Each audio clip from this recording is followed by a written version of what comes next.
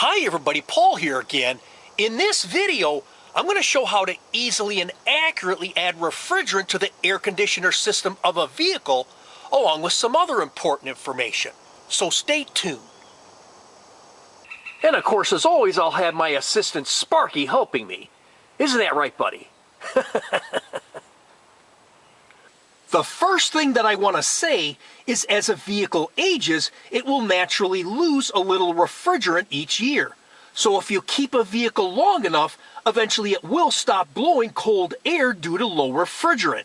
In fact, the #1 cause of an air conditioner not blowing cold air is due to low refrigerant.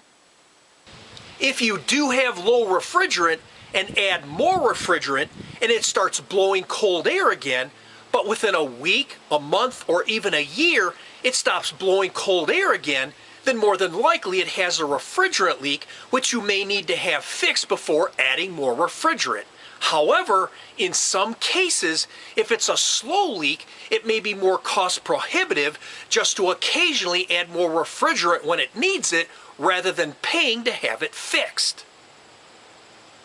If you think you have a refrigerant leak, the very first thing that you should check are the Schrader valves inside the service ports. I'd say that as much as 80% of the refrigerant leaks that occur on a vehicle are due to a faulty Schrader valve. These are extremely easy and inexpensive to replace, and it's something that anybody can do. If you're interested in learning more on how to test and replace a Schrader valve, you can find how to do that in the description. In order for refrigerant to cool a vehicle, it must circulate under constant pressure and continually change back and forth from a gas to a liquid. It does this with both a low pressure side and a high pressure side.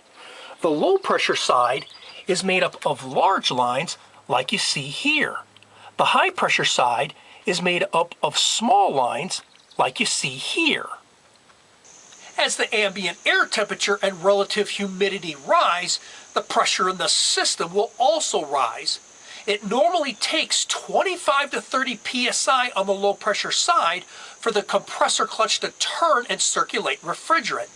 To properly add refrigerant, the ambient air temperature should be at least 55 degrees Fahrenheit or 13 degrees Celsius or warmer in order for the system to build up enough pressure to operate.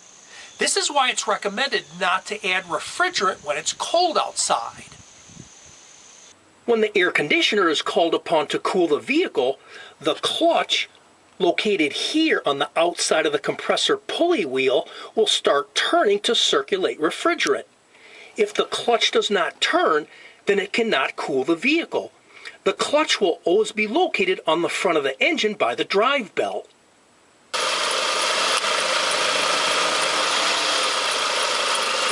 If the air conditioner system does not have enough refrigerant, or if it has too much refrigerant, then the clutch will not turn. One big caveat is there are many different things that can cause the clutch not to turn. If you're interested in learning more about what those things could be, then watch the next video at the end of this video. The main components that the refrigerant circulates through is a compressor, condenser, dryer, expansion valve or orifice tube, and an evaporator. The refrigerant starts by leaving the compressor as a high-pressure gas. The refrigerant then leaves the condenser as a high-pressure liquid. The refrigerant then leaves the expansion valve or orifice tube as a low-pressure liquid. The refrigerant then leaves the evaporator as a low-pressure gas and returns to the compressor. Refrigerant is always added to the low-pressure side, which has a smaller size fitting like you see here. This removable cap is marked with an L for low pressure. It's never added to the high pressure side, which has a larger size fitting like you see here. This removable cap is marked with an H for high pressure. There are basically two different ways to add refrigerant. The first and most accurate way is to first remove all of the refrigerant from the system and then add the required amount of refrigerant by weight for your specific vehicle back into the system. I like using this system the most because there's no guesswork involved. This will require a small, inexpensive food scale and a delivery system. The best delivery system is a manifold pressure gauge set with a sight glass like you see here. The sight glass allows you to visually observe the refrigerant while it's being added so that you do not overfeed the refrigerant into the system as a liquid, which is really important. Be sure the manifold pressure gauge set that you use is compatible with the refrigerant used in your specific vehicle. If you do not have a manifold pressure gauge set, a lot of auto parts stores will loan these out with a full refund once it's returned. This particular manifold pressure gauge set is from Harbor Freight. It gets really high reviews and it sells for only $65. I'll post this in the description. Be advised that refrigerant should not be released into the atmosphere. The easiest way to remove the refrigerant is to take the vehicle to an auto repair facility that has a special refrigerant recovery machine, which will also apply a vacuum to the system.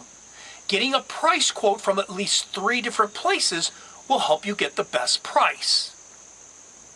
Now I'm going to show how to add the refrigerant. All of the refrigerant has been removed from this particular vehicle, so I'm going to add the required amount of refrigerant by weight back into the system. In order to add refrigerant by weight, first locate the label, which will usually be located somewhere towards the front of the engine compartment. A lot of times it'll be located somewhere in this area or somewhere on the hood in this area. The label in this particular vehicle is located by the hood release. This will show what type of refrigerant and how much the system holds. As you can see in this particular vehicle, it uses 134A and holds a minimum to maximum amount of 500 to 600 grams. It also gives the minimum to maximum amount in pounds. I always use grams because it's a much easier system to use and because it's a smaller, more accurate unit of measurement. Most do-it-yourselfers adding automotive refrigerant will use these small cans, which you can purchase at any auto parts store. Sometimes you can even find these at big box stores or even grocery stores. Be sure to use cans that only contain pure refrigerant. Do not use cans that contain additional oil or stop leak. As you can see on the can, it has a net weight of 12 ounces or 340 grams.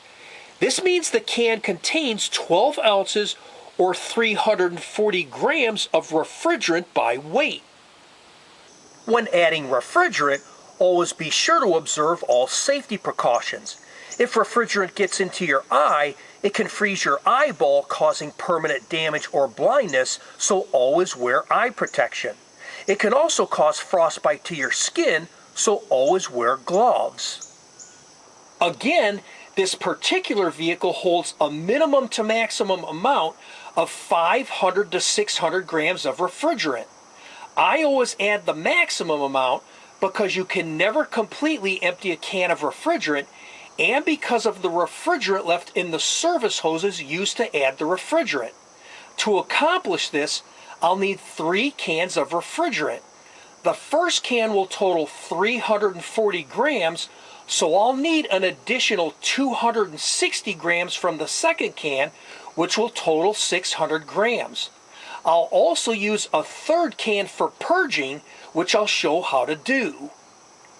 Next, hang the manifold pressure gauge set and close both valves. Do not over-tighten the valves or you may damage them.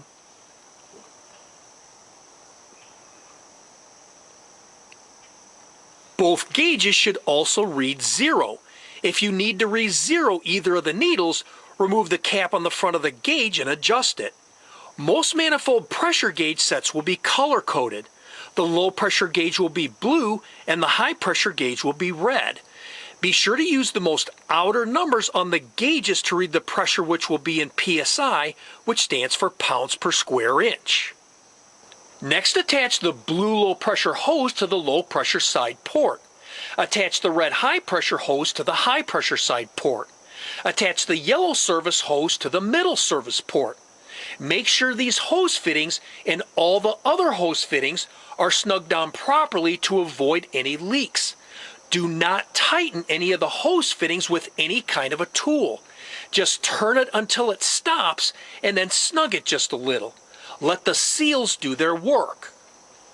Next, take the refrigerant can adapter valve and turn it to the fully closed position until the internal metal stem retracts all the way back in and stops. I also purchased this at Harbor Freight, which I'll post in the description.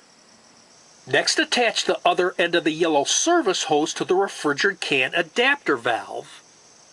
Next, screw the refrigerant can onto the refrigerant can adapter valve and snug it down hand tight. Next, open the manifold pressure gauge low pressure side valve. With the can facing upward and the blue low pressure hose facing away from you, open the refrigerant can adapter valve, let the refrigerant gas purge out for a few seconds and then close it. This will purge the air and moisture out of the yellow service hose, the manifold pressure gauge, and the blue low pressure side hose so that it does not enter the air conditioner system.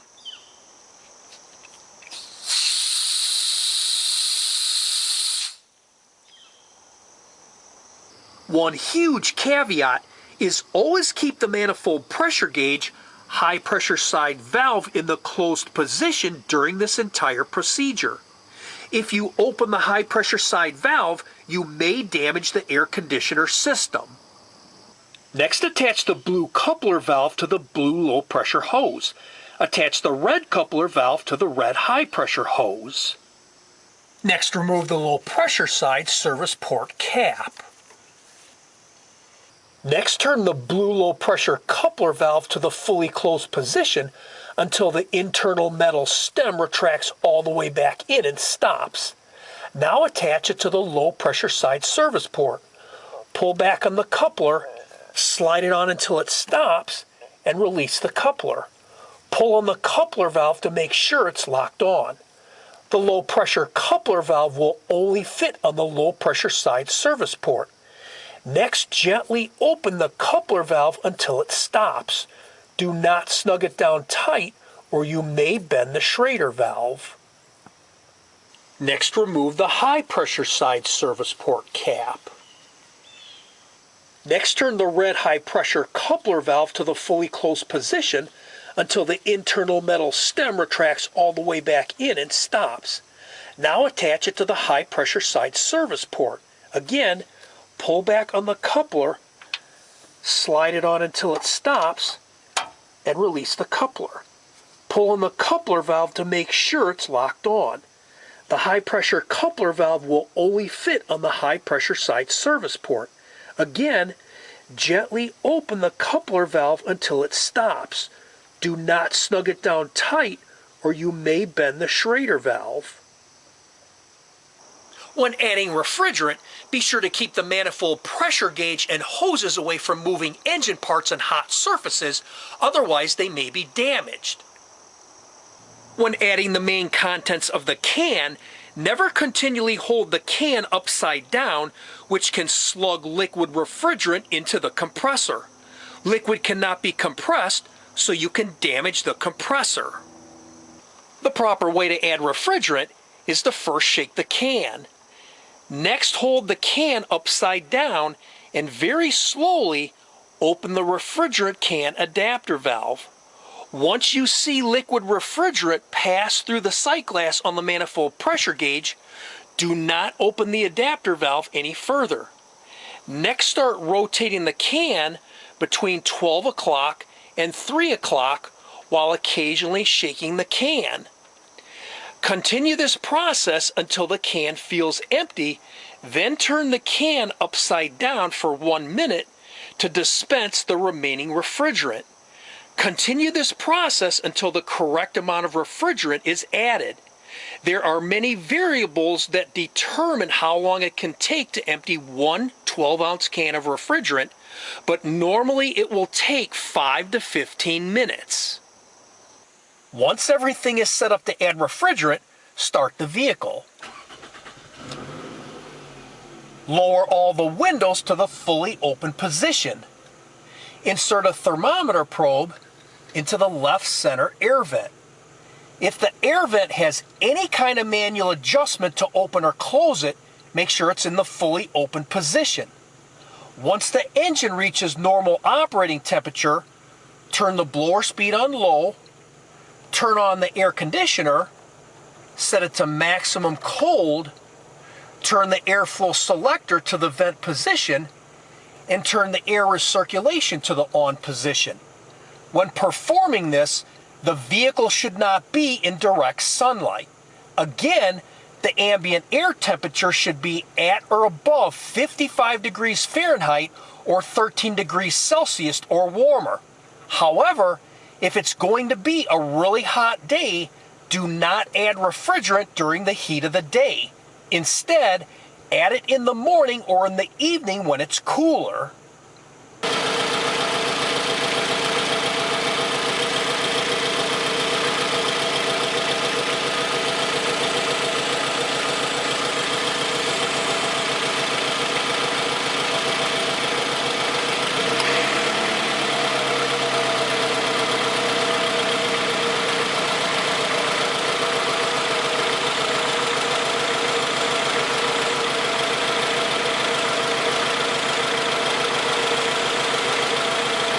It's now been about 15 minutes and the can feels empty, so I'll leave it upside down for 1 minute.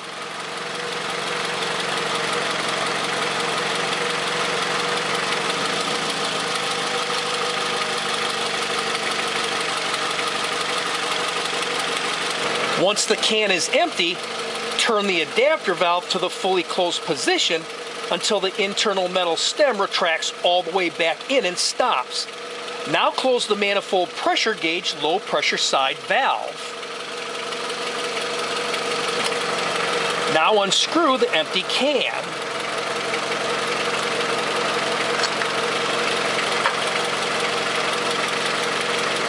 Attach the second can.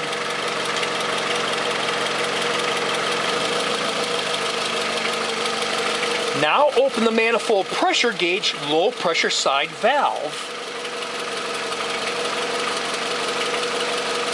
Again, turn the can upside down and very slowly open the adapter valve. Once you see liquid refrigerant passing through the sight glass, do not open the adapter valve any further and continue adding refrigerant.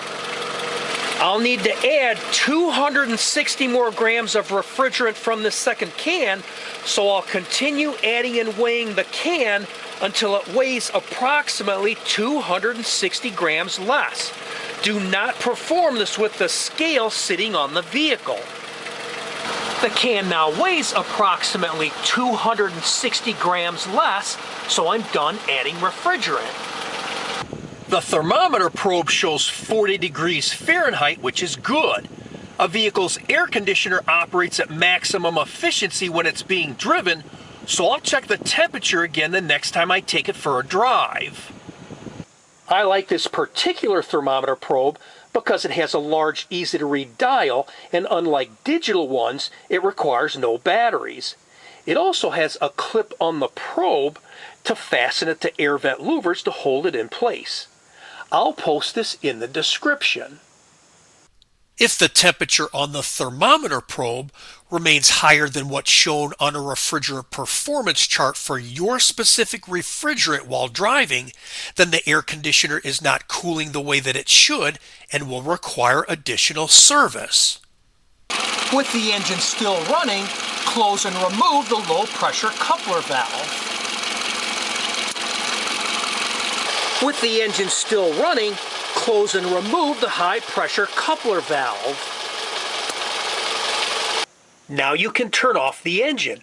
Now that the recharging is completed, be sure to reset the Schrader valve on both the low pressure side and on the high pressure side by quickly pressing straight down on the valve stem and releasing it. This will prevent refrigerant leakage at the Schrader valve, which commonly occurs after recharging the system. When you perform this, use a round flathead punch.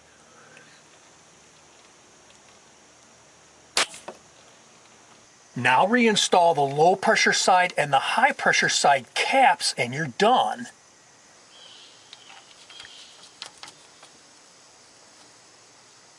The second way to add refrigerant is by adding it back into a system that already contains refrigerant. In order to do this, you'll perform everything exactly the same way that I just showed, but instead of adding refrigerant by weight, you'll be relying completely on the manifold pressure gauge and thermometer probe while adding refrigerant. The pressure reading between the low pressure side and the high pressure side will vary greatly. In order to do this with as much accuracy as possible, it must be done in direct relationship to the ambient air temperature and relative humidity by using a refrigerant performance chart. This performance chart is for R134A, which is the most common refrigerant used today. One huge caveat is before using a refrigerant performance chart, you first need to know if your air conditioner system uses an orifice tube or an expansion valve. If it uses an orifice tube, then you can use a refrigerant performance chart. However, if it uses an expansion valve, the refrigerant performance chart pressures will not apply and the refrigerant must be added by weight. So if you have an orifice tube, slowly add the refrigerant until it's within the low and high pressure range shown on the refrigerant performance chart based on the existing ambient air temperature and relative humidity.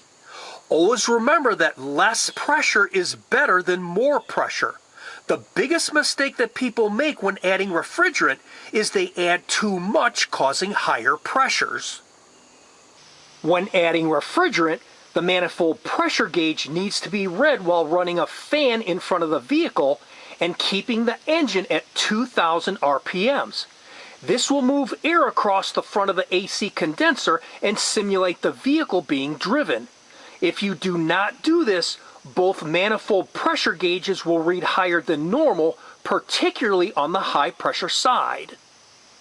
This chart will also help to interpret the pressure readings for any potential problems and how to fix them. If the low and high pressure gauges are in range, the AC is working properly. If the low and high pressure gauges are low, add refrigerant. If the low pressure gauge is low and the high pressure gauge is high, there could be possible blockage of the expansion valve or orifice tube. If the low pressure gauge is high and the high pressure gauge is low, it could possibly be a faulty compressor. If the low and high pressure gauges are high, the system is overcharged, requiring slow removal of the refrigerant. In addition to closely watching the pressures on the manifold pressure gauge while adding refrigerant, you must also closely watch the thermometer probe. Depending on how low the refrigerant is, once you start adding refrigerant, the air coming out of the vent will normally go from hot to warm to cold to very cold, at which point you should not add any more refrigerant.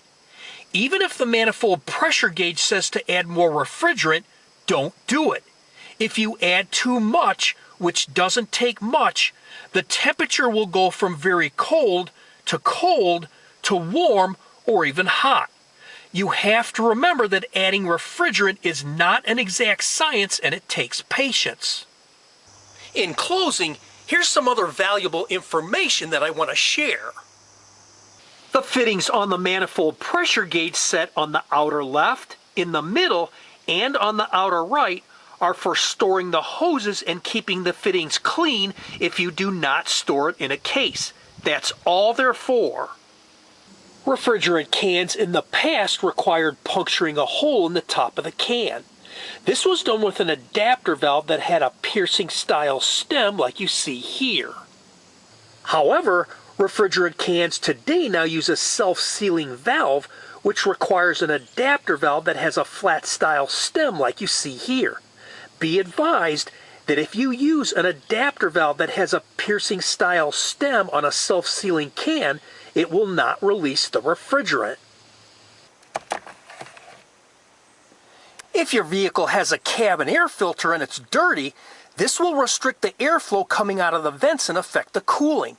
Be sure to check the cabin air filter, which will usually be located on the front passenger side behind the glove box, and replace it if it's dirty. This one needs to be replaced. You can learn how to do this in the description. Whenever you use the air conditioner, always turn on the air recirculation. This will keep the passenger compartment the most comfortable.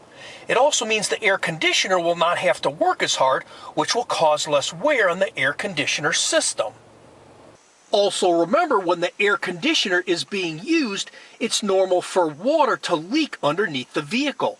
This is due to condensation that occurs from the evaporator located inside the dashboard. However, sometimes the drain hose can become blocked. If this happens, not only will it prevent the air conditioner from cooling, but the floor will also become wet. Unblocking the drain hose is usually pretty easy to do, which you can learn how to do in the description. I hope you found this helpful, and if you like this video, please hit the like button below, share it with your friends, and please be sure to subscribe. God bless you and have a great day. Bye for now. And while you guys are working on your cars, I'll be trying to set a new world record standing on my hat.